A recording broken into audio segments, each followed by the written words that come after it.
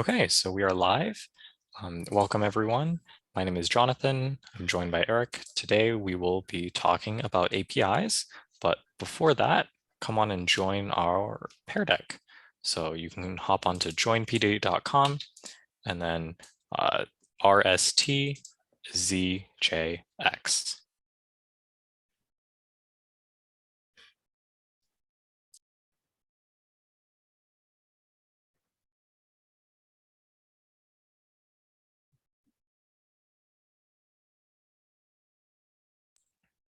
All right, we're at 2 people, 3. So Eric, I'm assuming that you are joining as well. So day 3, integrating an external API. So we're going to start off with any questions.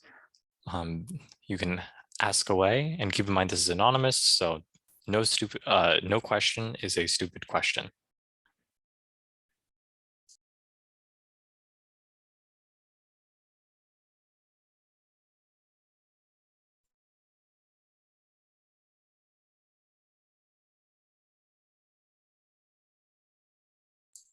So seems like we have no responses.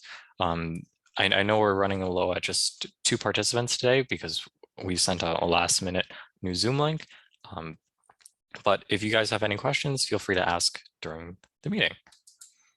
So first, we are going to start off with some review.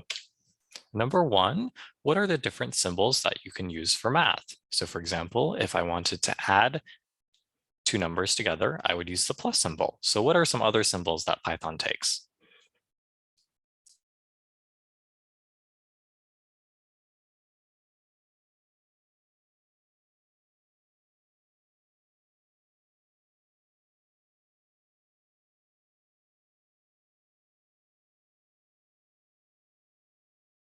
All right, so we have the plus symbol. The plus symbol, as we know, is just simple addition.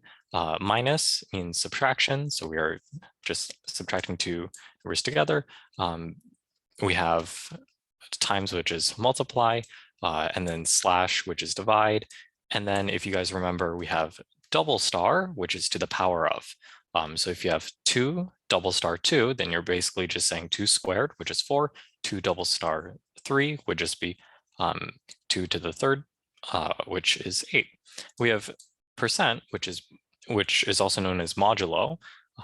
It basically means that you take the remainder of something. So 10 modulo 2 would just be like 10 divided by 2, and then you take the remainder of that. So in the case of 10 divided by 2, 2 fits into 10 5 times evenly, so there would be no remainder.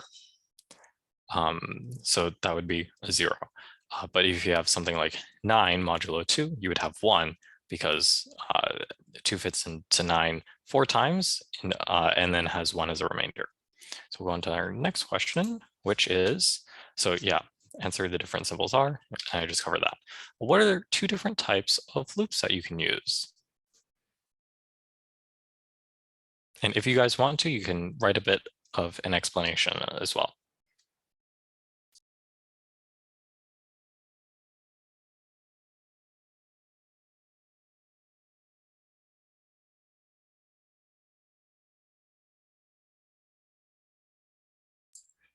Right, so we have for and while loops. While loops just basically repeat the loop's contents until a condition is met, while for loops repeat until a condition is met, but you also set like a variable to track the number of times something happens. So for example, for x in range, parentheses 3 would mean that x starts off at 0 and we're going up to 3, and we keep on doing that until x is up at 3, and it would automatically increment itself.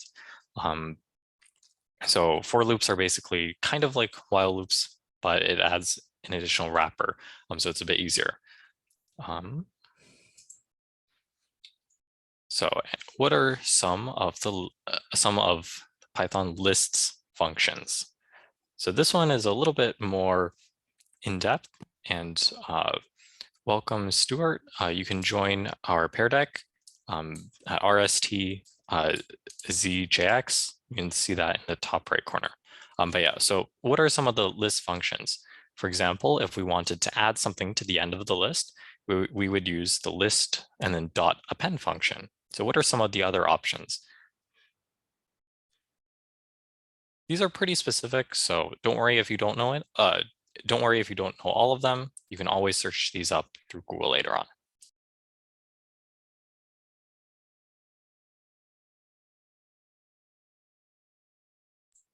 All right, so we have .append, which adds something to the end of a list. We have .pop, which removes something from the end of the list and displays that. The .length function or .len, which basically finds the length, and .extend allows us to basically combine two lists together. .clear lets us clear list, and then reverse is something that we actually did not cover yesterday. So we have append, add something to the end of a list, pop, remove something from the list, and then we can also insert something at a very specific point within the list, or we can, as someone mentioned, use the extend function to add another list to the end of the list. If you're just joining, you can join our Pear Deck. You can see this code at the top right corner of my shared screen. All right, so another question, and this one is completely open-ended. So why are functions really useful in Python?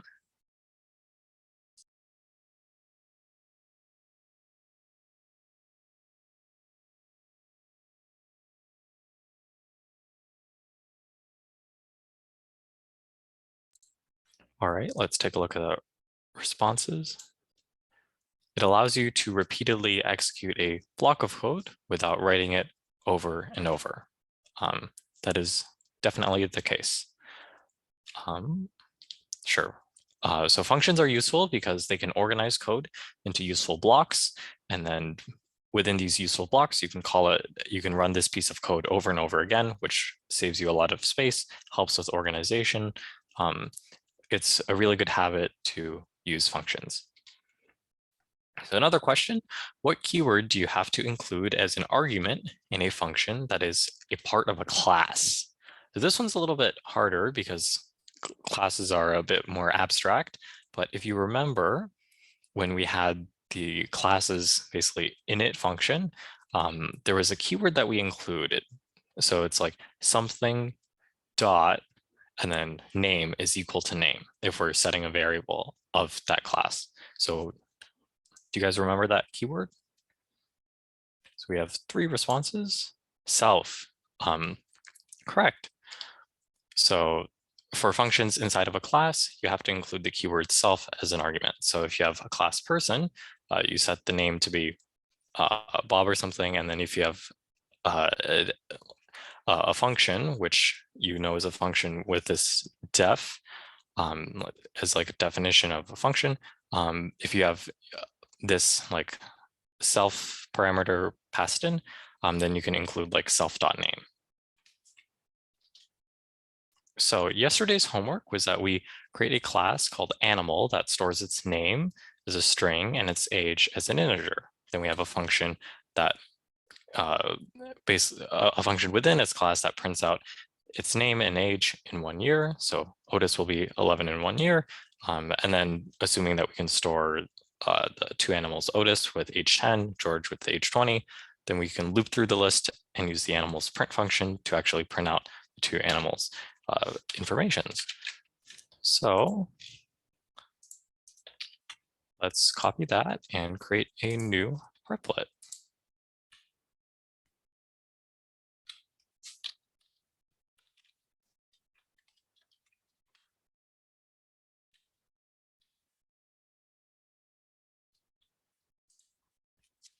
I'm going to paste these instructions in, and then I can use a comment. So first, we want to create a class called animal that stores its name as a string and its class or and its age as an integer.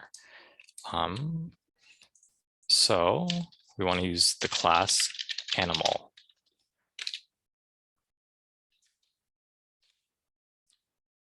So the animal needs to basically have two pieces of information, name and age.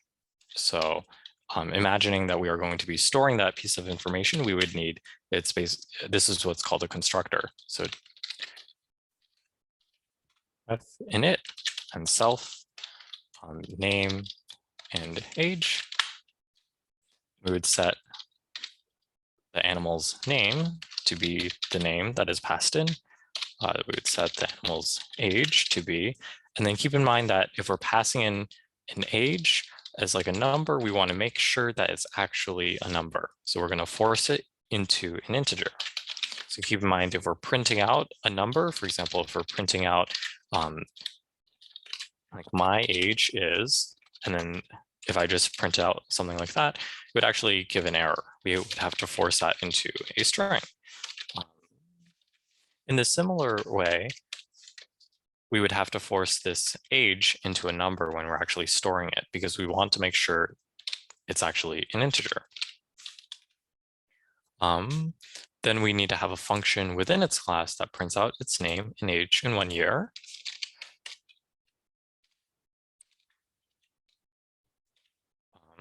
So f, and then it just has to print out its name and age in 1 year.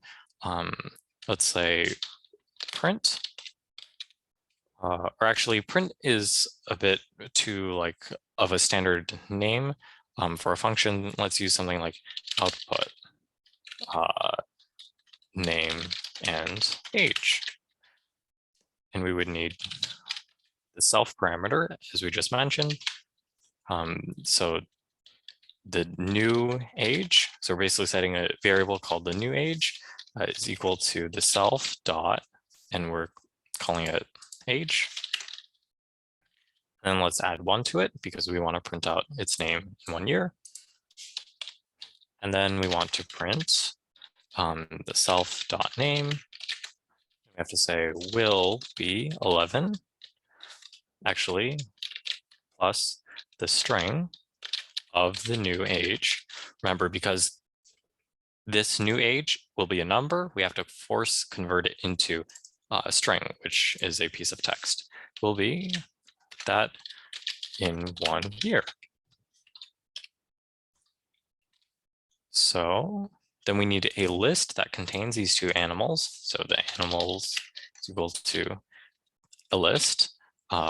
So we're basically just saying that there's a list called animals. And let's say that animals, and then we want to add a new animal, append.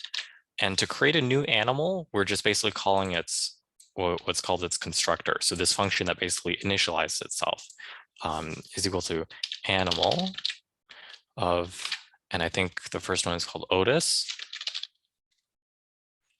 And keep in mind, so it takes in the name and then it takes in its age. We say that Otis is 10 years old. Animals dot append animal. And the second one is called George.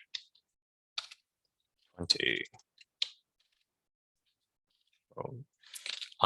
Now we have to basically use a for loop to go through it. So let's say I is equal to 0, or actually we can just use like while loop, while I is less than animals dot length, and then -1, and animals at I. Actually, we just do animals at I dot output name and age. I think in I++ or equal to I plus 1. Yeah, let's hope that that works. So it says that animals dot len. So I'm using the Python length function incorrectly. Wait, Jonathan, Yep. make it so that it's len and then inside the parentheses is the list. Oh, yeah, I think cool. That's cool. Good catch. And actually, we don't need that -1, it seems. Yeah. So let's add a space here. Sorry, I'm too used to Java.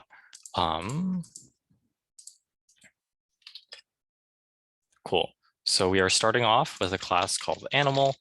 We have its constructor, which basically initializes this class. And keep in mind, a class is just basically like an organized set of information. We have its name and age.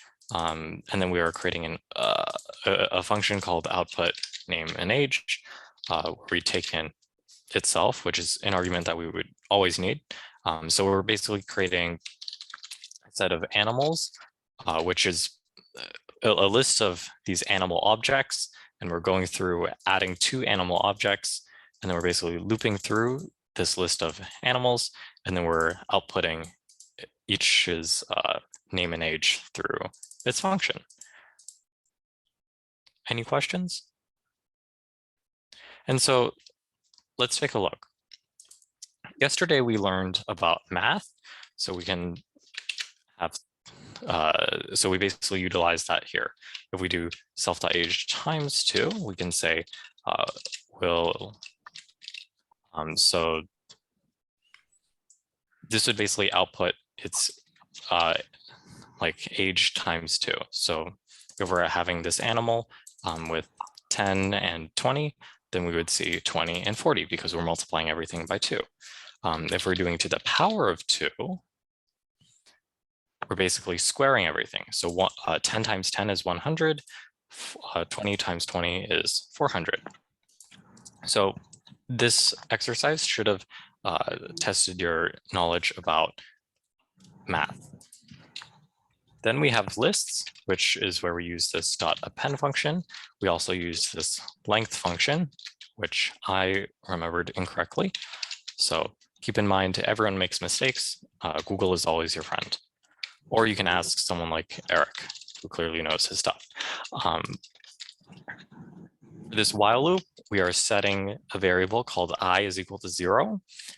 So at first, I is 0, right? I is less than, and the length of animals is 2.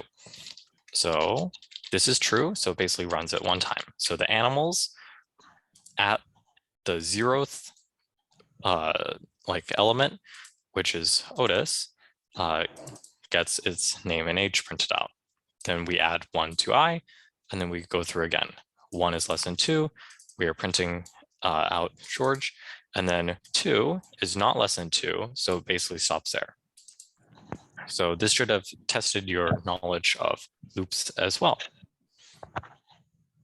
Cool. So I think if you were able to do that, then you should have been able to do pretty well. Okay. So this is the answer key that Eric provided. Basically, everything is the same, except it seems like he used for animal and animal, so he used a for loop instead. And he used this print function. One issue that you might run into is Python also has a normal function called print. So I can print something out, print test, or something like that. And you don't want to get confused by defining your own function as something that already exists. So make sure you define something unique so that you don't get confused.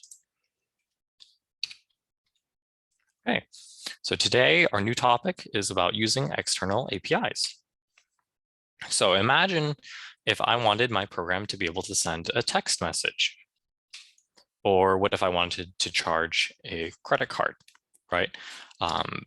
What if I wanted it to send an email? These are like the building blocks of modern e-commerce.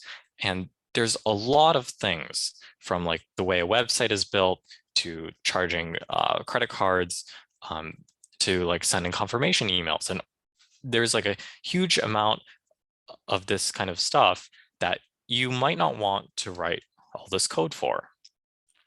What if there was like a way to integrate another service's already developed code to save ourselves time? And that's called an API, or an application programming interface.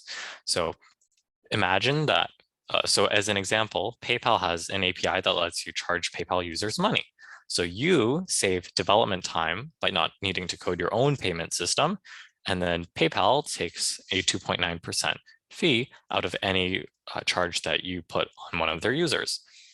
So PayPal has already developed this entire financial system, and you just basically have to integrate with their API to charge their users. An API stands for Application Programming Interface. And the key purpose of APIs is to allow communications between companies. So imagine that now with APIs, instead of developing your entire system all from scratch, you can basically pick and choose some other services and combine them together to make your own services. So instead of coding a ton of code over 24 hours during our actual hackathon, you can just pick and choose some APIs that you find really useful off of the internet, connect them together, and voila, you have a complete project. So one of these companies is called Twilio, and Twilio was generous enough to sponsor all of Hack3's users around like $65, either $50 or $65. So come on and sign up for an account here. I will send you, that is all the link in the chat. Oh, it seems like Eric has already sent it. So sign up and I'll let Eric take it from here.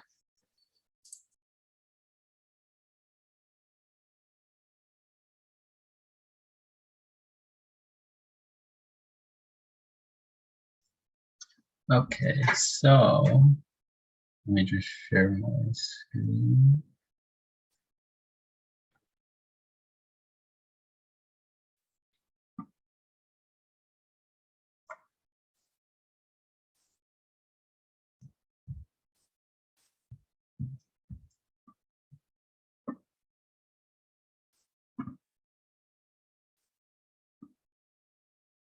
Okay, so if you go to that link, you should see like a sign up page and that a code has been applied successfully, and that's just some credits that we can use. So sign up for an account, and we're gonna use this service to send some text messages. So if you have a phone number, then you can try this out.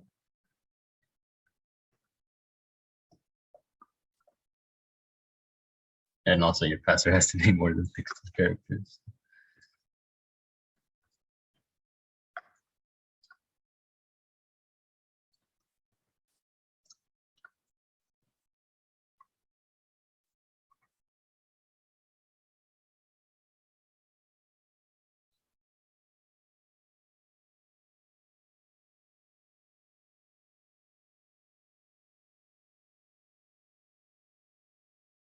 Okay, and I'm gonna stop screen sharing while I verify my email and stuff.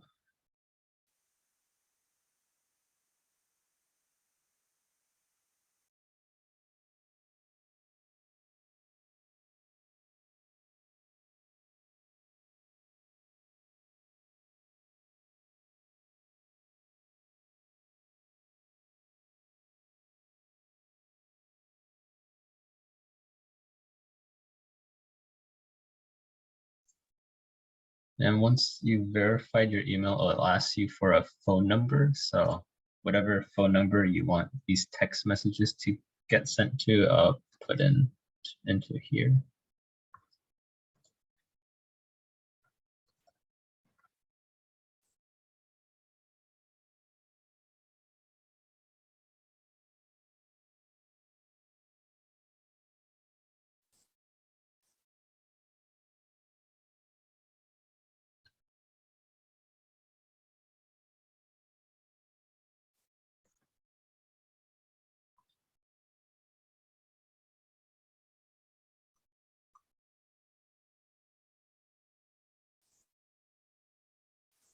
Okay, so once you also enter in your phone number, you should come to a screen like this, and I'll just wait a few more minutes to let everyone catch up.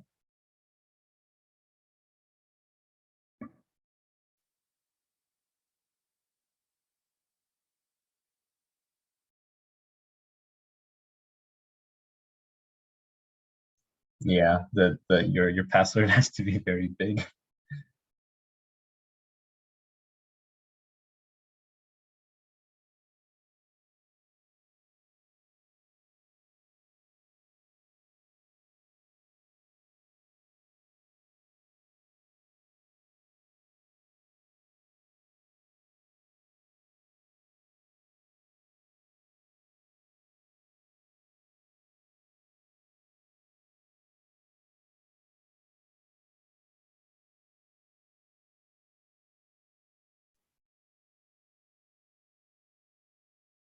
Okay, is anyone still signing up?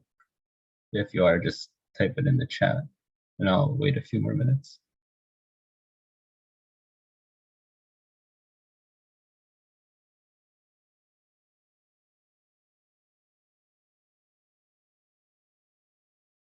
Okay, so once you're here, you can just choose SMS for which Twilio product you're using.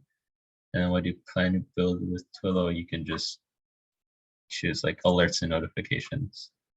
And then for how you want to build Twilio, you can just select with code and then Python, and you can use your own hosting service for your code. And then after that, you just click Get Started.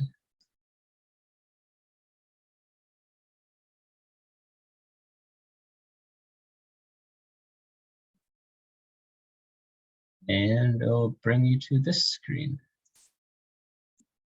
So now you can get a virtual Twilio phone number. So this is what the text message is going to be sent from. And also there's some other tutorial stuff. Okay.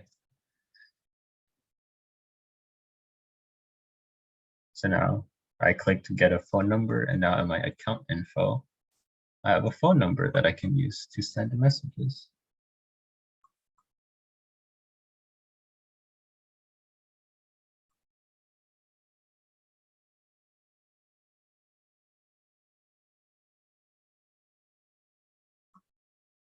Okay, and now we're gonna go onto Replit to actually create some of the code that will send the message. So go to Replit and then create a new Python project. I'm just gonna call it Twilio, or not Twilio.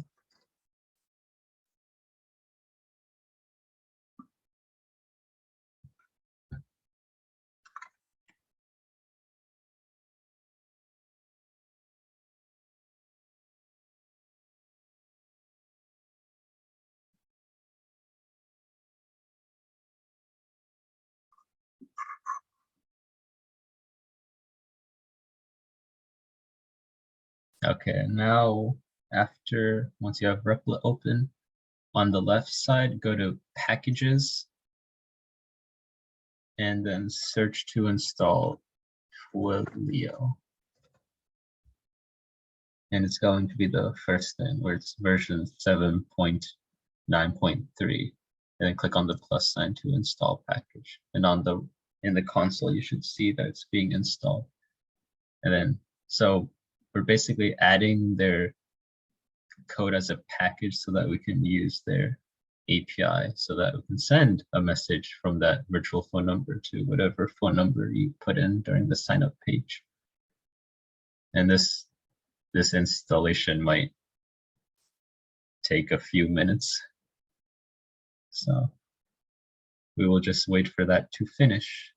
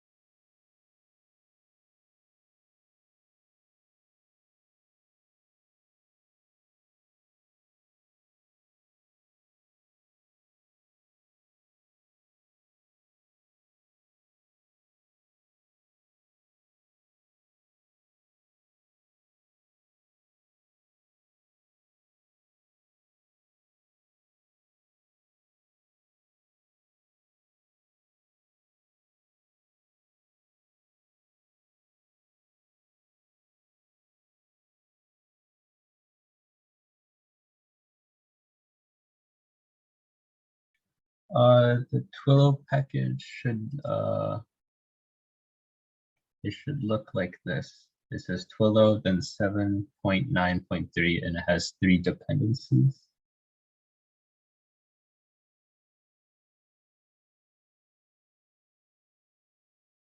Are you able to find that one?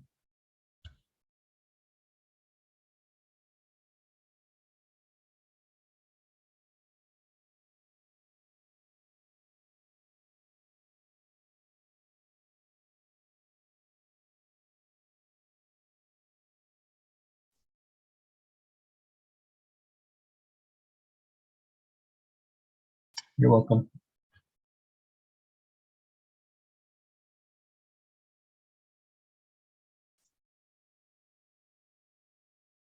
Yeah, this is gonna take like 5 minutes to download, so.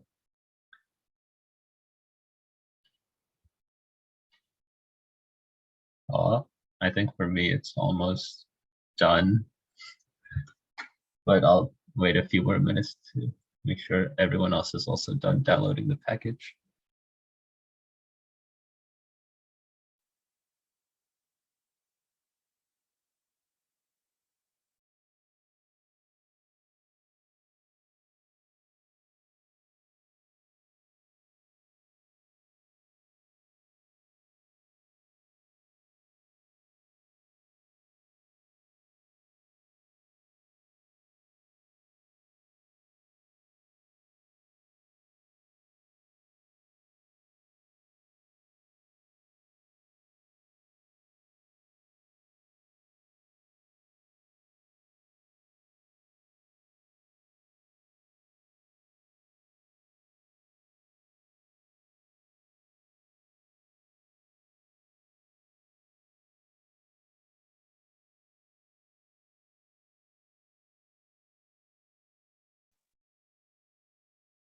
Okay, I think once you get where it says just warnings.warn open parentheses, I think that means the package should be done downloading.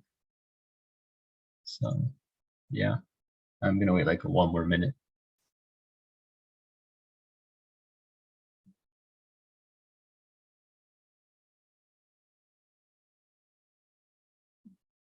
Okay, so now in the code part, we are going to import the package. So we want to do import Twilio.rest. Or no, from the library, we're gonna import something. So from Twilio.rest, we're going to import a thing that's called client.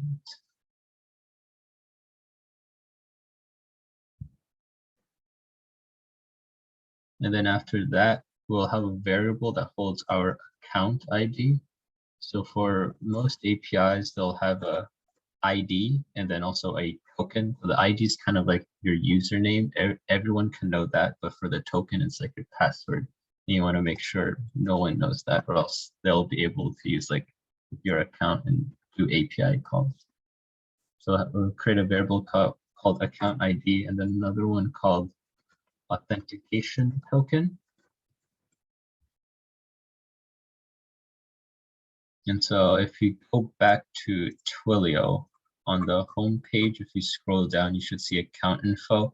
The first one's your account ID, and then the second one is your authentication token. So you want to copy your account ID and put that as a string for their account ID. And then you want to copy your authentication token and put that there.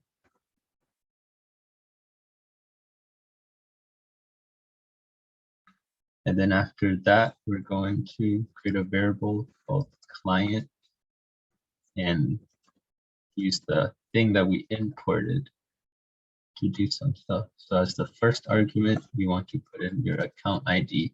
And as your second argument, you want to make it your authentication token. So right now, this would be using some of Twilio's code that's stored in this library. So this is why APIs can save you time. Because now you don't have to figure out how to code all of this. Okay, and then after that, we want to do client dot messages dot create. And then inside of this, we'll have a body which holds what message we want to send. So I'll just send like, hello there. And then we put a comma after that. And then in the from, we have to do from underscore and then equal. And then in here, we want to put the virtual phone number that Twilio gave us. So that would be this. So I just copy that. And then put that string for the from variable. And then I'll have a 2. And in the string, I want to put the phone number that I want to send it to, which is this one.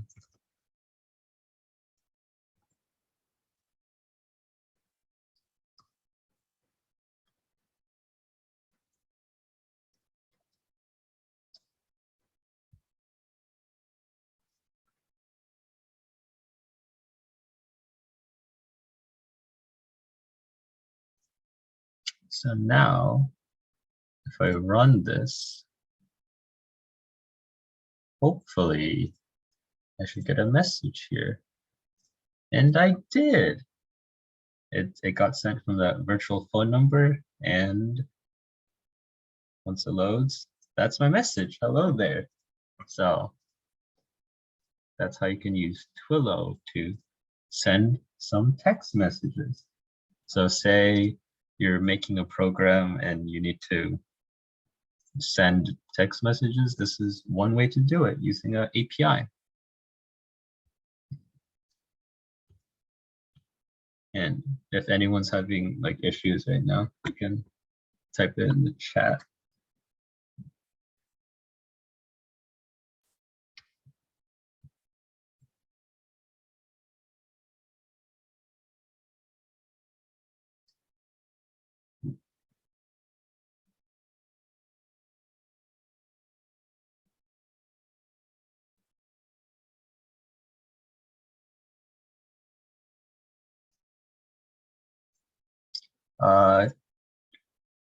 Whatever phone number you signed up with is what you're sending it to. Because Twilio, let's see, it's somewhere.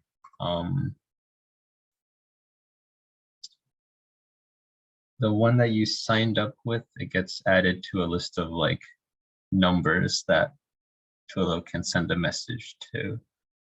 It's like right here, that number is stored as a verified number. So you want to make sure. Yeah, and you also have to make sure to add a 1 before the phone number.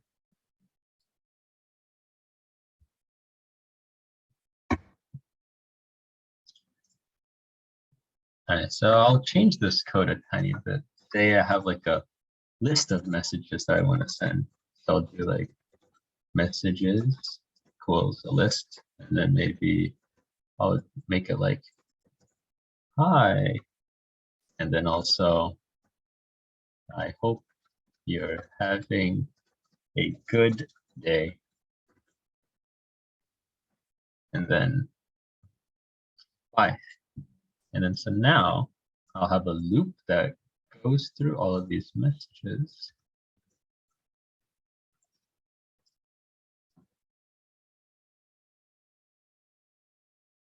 And I can have the send messages thing in the for loop. And instead of having this as the message, I have the strings that I stored in the messages list. Oh wait, I spelled this wrong. Be the message. So now, if I run this, hopefully I should get a bunch of messages. Oh, there's the first one. Hi, I hope you're having a good day. Bye. Yeah.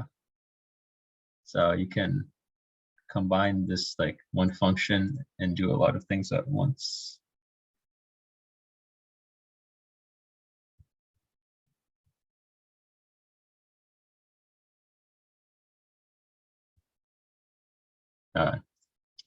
And then we're also going to try another library.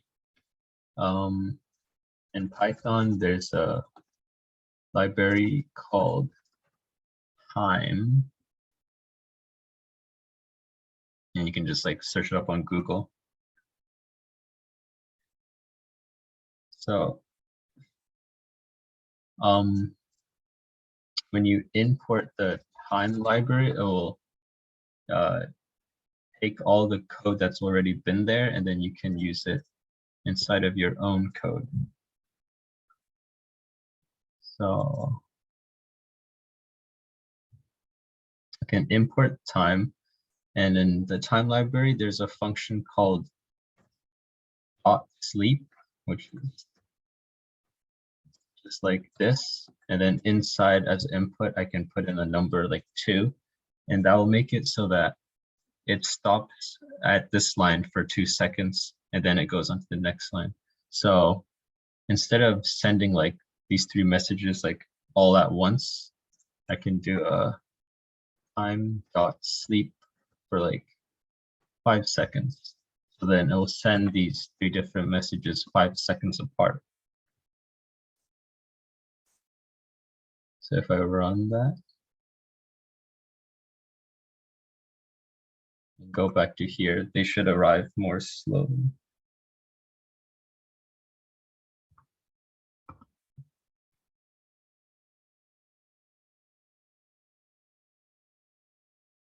And yeah, this time it wasn't like all at once. So how does all this API stuff work? Whenever you import, you're importing pre-existing code that's already there. That's like that can interact with their servers. So like when I'm importing client, it has code that works with Twilio's servers. And then when I use that in my code, it will automatically like connect with their servers and send text messages out.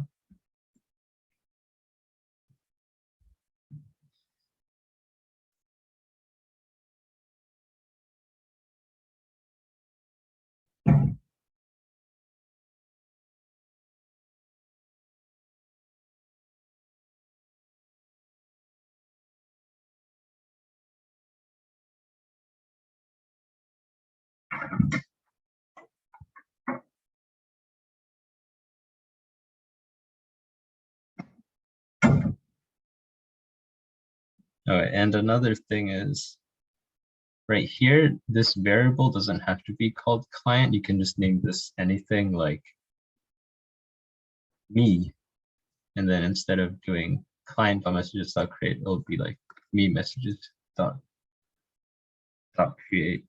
So this is just like a variable that's holding whatever is being returned from this.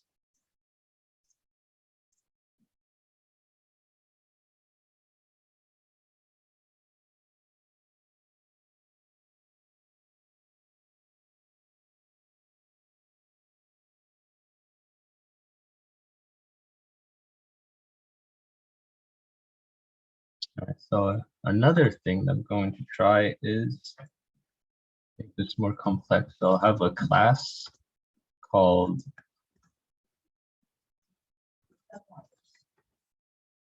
message. All right.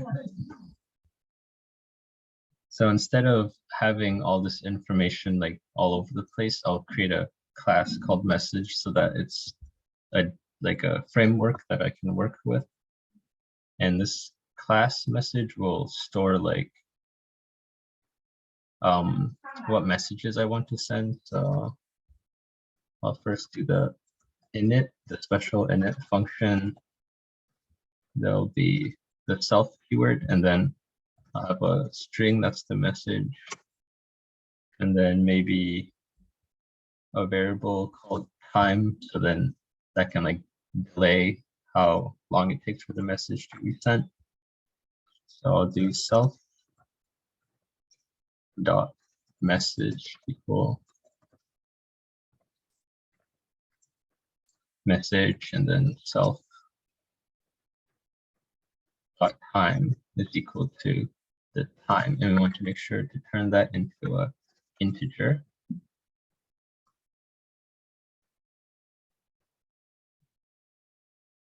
Oh, and then also in here, I can include the from phone number. From is the keyword, so I just do from with underscore, and the number that I want to send it to as well. So self dot from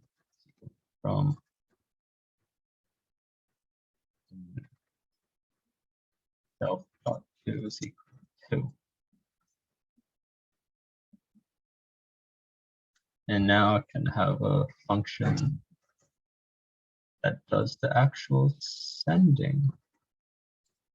So instead, I'll just copy this over, and for the time dot sleep, instead of 5, I'll use what was stored in this message class. So self dot time. And then for the message, it's going to be what is stored here. So self dot message. And then what is this here? Oh wait, I forgot to include the self keyword. And then a from phone number, it's going to be a plus sign, or it's just, yeah, it's going to be the self dot from, and then this will be the self dot to. So now I can create like something like, I don't know, I'll just say variable x, and it'll equal this new class that I just created. So the message that I wanted to send is Hack3, and then I want it to wait like 10 seconds, and the phone number that I want to send it from is from that Twilio number that I deleted. So hold on.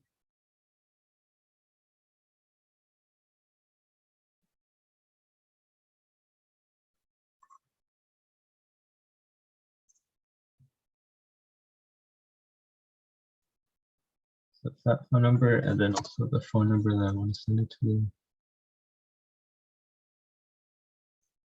which was this one.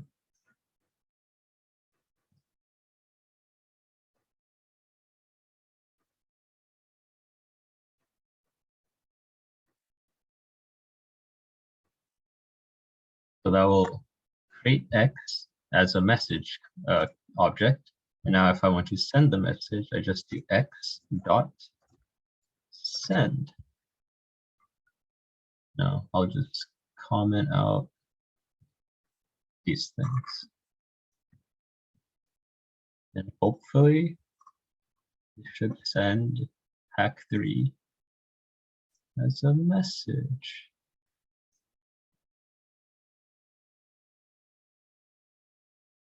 But also should wait like 10 seconds. And yeah, there it goes, Hack3. So you can also incorporate all of this into a class and keep things even more organized.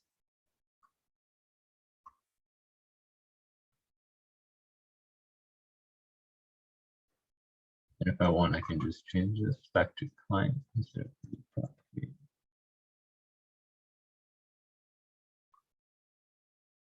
So now, Eric, I have a quick question. yeah, So I noticed that you're putting like +1 989, like whatever the phone number is on line 34. yeah. Why don't you use quotation marks? Does it just know that it's a Oh. string? I think it might, I don't know. Maybe since there's a plus sign, oh no, I don't know. Python is just that smart. Or maybe it always takes in the string, so that's why we have to make sure to change 10 to an integer, or else they'll think 10 is also a string. I don't know. That's something that I will later search up on Google.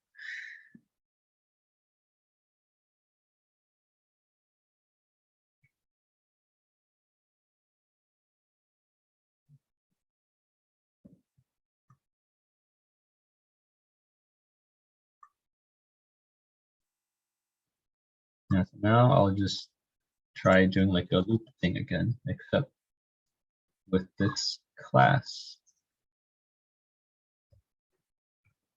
So that's going to be the list of messages that I want to send. And I'll for loop through that. This time, I'll use those messages as the input and then do x dot send. So now I should send each of these 3 messages, but then also with a 10-second delay. Let's see if they show up.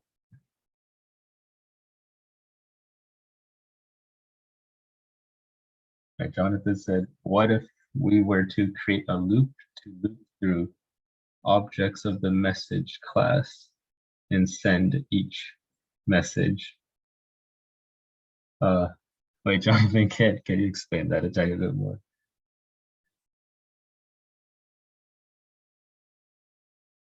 Oh, that's what I'm working on. Okay. Yeah, and see, it sent all of those with like 10 seconds in between each one.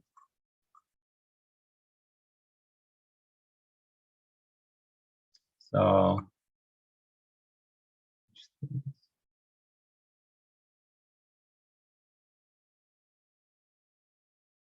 I can also create each message as its own class. So I can do like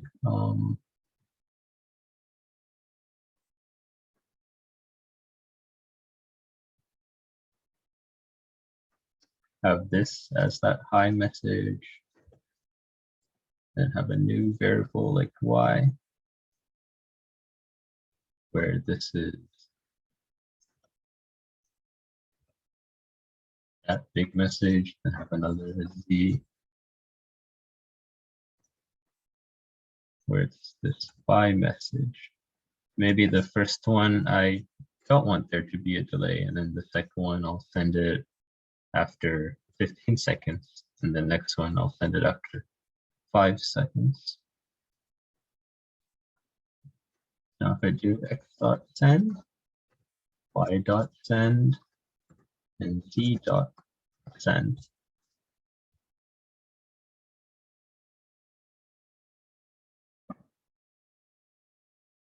if I run this, the hi comes very quickly, and then after around 15 seconds, the second one should send, and then after another 5 seconds. Yeah. And yeah, that's just a quick way of how to use Twilio to send text messages. And now I'll bring this back to Jonathan to do the end of class.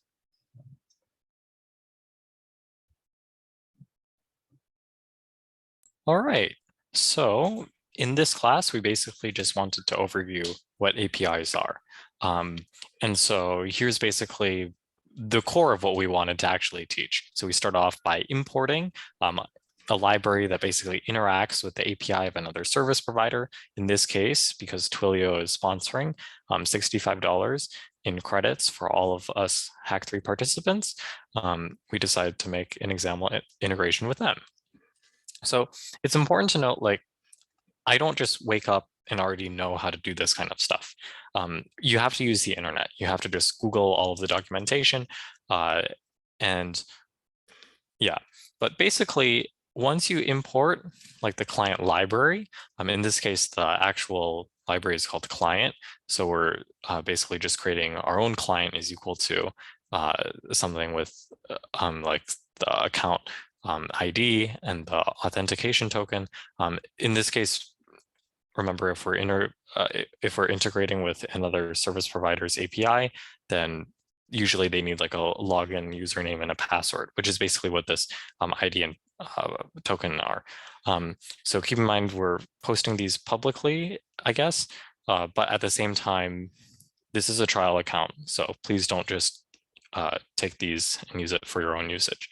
Well, anyway, so we're basically initializing our own client as an implementation of the Twilio client that they've included. Keep in mind, this is basically simply just like a class. So in the same way how we can create our own animal class or our own like pet class or our own message class, as Eric did today, Twilio just has one called client. We're basically creating our own client as an extension of that. And then we can basically just insert the body from to, and that's all we need to send messages. So think about all of the backend infrastructure that went into creating Twilio. You have all of these different like messages, like setting up the phone numbers and everything like that. Because you have free credits from them, you can basically just use this to send text messages. It's really that simple.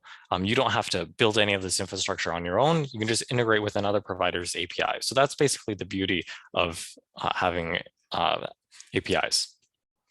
So today we learned about APIs. APIs are used so that the code from different companies are able to communicate with each other. And we can use Twilio to send out text messages. For homework, let's try to use another Twilio API. So you can try to use the voice API to send an outgoing call to your phone number. And I want to really stress documentation is your friend. So in here, and you can just search this up online. Here's basically the Twilio quick start for Python. It gives you an example. You can just insert your own stuff, and really that's it. You just want to get into the habit of being able to use this kind of documentation. You can also play around and add like extended functionality like Eric did today by having lists and then classes all interact with the API. So I really highly encourage that not only do you basically just copy the starter code, modify it so that it works, but also that you go beyond that you try to integrate everything that we've learned this week so far to really be able to create a more complex program. So that's it for today. You're able to finish on time. Thank you so much for coming. See you guys tomorrow. Tomorrow, by the way, yeah, you guys can leave. Tomorrow, by the way, we're actually going to be integrating the Airtable API to be able to store data in something that's similar to Google Sheets. So yeah, see you then. Bye.